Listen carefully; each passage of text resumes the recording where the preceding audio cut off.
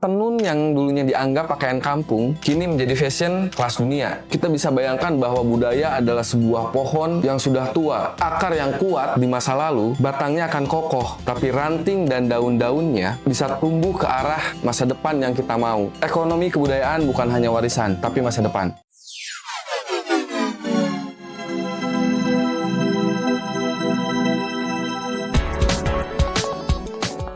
Halo warga bumi, kembali lagi bersama saya Windri di channel Suara Bumi, Suara Budaya dan Ekonomi. Kali ini kita akan membahas tentang warisan ekonomi kebudayaan untuk bekal kita di masa depan.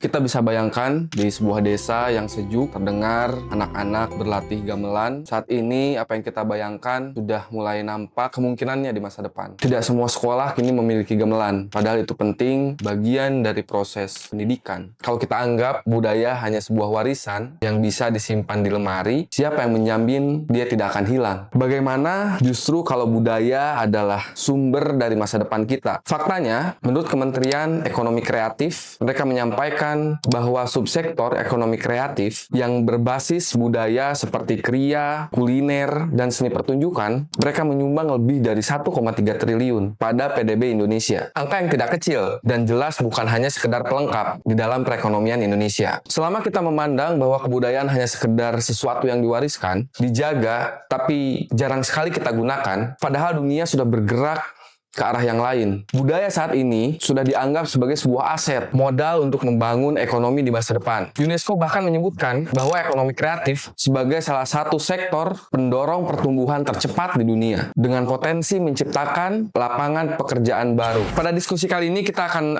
membahas beberapa hal tentang realitas dan peluang ekonomi budaya, beberapa ilustrasi nyata dan faktual, tantangan-tantangan besar yang kita hadapi, solusi dan langkah nyata, dan harapan-harapan untuk generasi mendatang. Mari kita mulai dari Aceh. Kopi Gayo berhasil menembus pasar-pasar internasional Eropa berkat branding yang kuat pada identitas daerahnya. Menurut sumber Kompas tahun 2024, ekspor Kopi Gayo sangat meningkat setelah mendapat sertifikasi indikasi geografis. Bukan hanya kopi yang dijual, tetapi cerita tentang tanah, iklim, dan tradisi petani yang ikut menyeduh rasa di setiap cangkirnya. Bali Spirit Festival menjadi contoh bagaimana seni, musik, dan yoga dipadukan untuk menarik wisatawan internasional. Menurut Jakarta Post, festival ini mendatangkan ribuan turis setiap tahun, menyumbang pendapatan signifikan bagi pelaku usaha ekonomi kreatif dan pariwisata. Atau kita bisa lihat produk tenun di NTT. Brand sejauh mata memandang bekerja sama dengan para pengrajin lokal untuk menghasilkan busana-busana yang bisa tampil di panggung-panggung internasional. Tenun yang dulunya dianggap pakaian kampung, kini menjadi fashion kelas dunia. Dan di Jawa Barat, kita bisa lihat beberapa dalang sudah mulai melek digital. Mereka sudah mulai memanfaatkan YouTube, TikTok yang mampu menjangkau penonton global. Kontennya bukan hanya pertunjukan utuh, tapi juga potongan humor, filosofi, hubungan komunikasi yang lebih akrab dengan generasi muda. Secara teori ada istilah kultural ekonomi. Budaya memiliki dua nilai, yaitu simbolik dan ekonomi. Nilai simbolik adalah nilai identitas, kebanggaan, dan makna. Sedangkan nilai ekonomi adalah uang, lapangan pekerjaan, dan daya saing. Ada juga model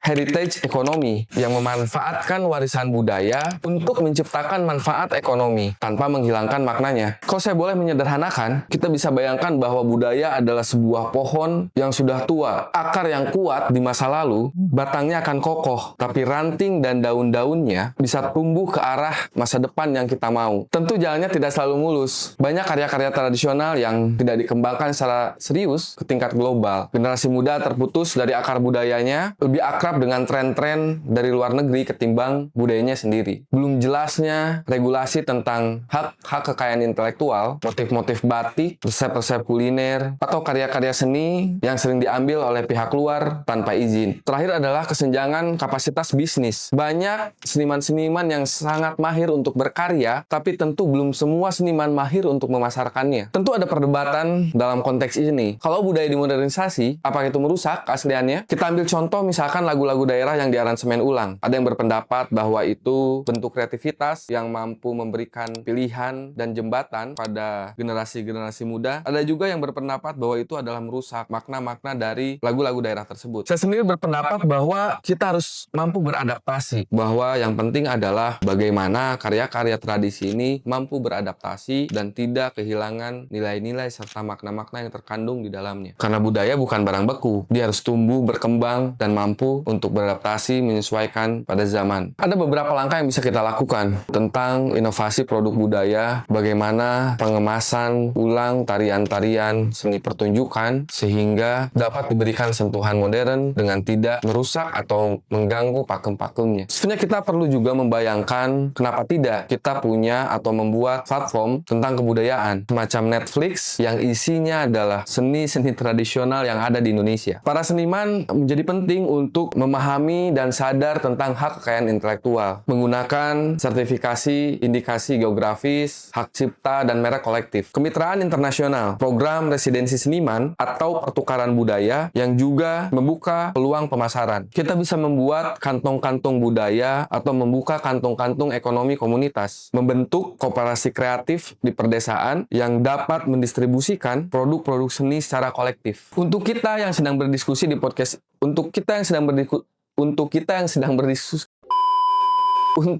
yang sedang berdiskusi sekarang, saya pikir jangan terlalu berharap dan memaksakan orang lain harus melakukan apa. Tapi bisa kita mulai dari apa yang bisa kita lakukan. Kita bisa mendukung brand-brand lokal, jangan cuma hanya jadi penonton. Mendokumentasikan tradisi-tradisi kita di lingkungan sekitar. Kita bisa menggunakan media sosial pribadi kita untuk mempromosikan UMKM berbasis budaya di daerah sekitar kita. Selalu ada yang bisa kita lakukan. Kita bisa bayangkan Indonesia 2045 bukan hanya sekedar kaya di bidang sumber daya alam, tapi juga menjadi pusat ekonomi kreatif berbasis budaya di Asia. Generasi muda kita bukan hanya sekedar bekerja, tapi pengusaha budaya yang menghidupkan warisan sambil membangun masa depan. Saya ingin menutup dengan satu kalimat, budaya adalah masa lalu yang kita bawa ke masa depan, dan masa depan adalah apa-apa yang kita ciptakan berangkat dari warisan masa lalu. Jadi apakah kita hanya cukup menjadi pewaris atau mampu untuk menciptakan masa depan yang lebih baik untuk kita semua? Suara Bumi akan terus membuka ruang-ruang diskusi dengan harapan melahirkan gagasan-gagasan baru yang kami harapkan dapat menjadi pijakan, dapat menjadi solusi-solusi untuk persoalan-persoalan saat ini dan mempersiapkan kebutuhan-kebutuhan di masa depan. Terima kasih atas waktunya. Mudah-mudahan kawan-kawan bisa melanjutkan pewacanaan ini. Jangan lupa jika kawan-kawan menyukai konten-konten seperti ini, bisa kawan-kawan share ke teman-teman. Dan jika kawan-kawan tidak mau ketinggalan, jangan lupa subscribe dan kita bisa berdiskusi di kolom komentar. Suara Bumi dari kami untuk negeri. Terima kasih.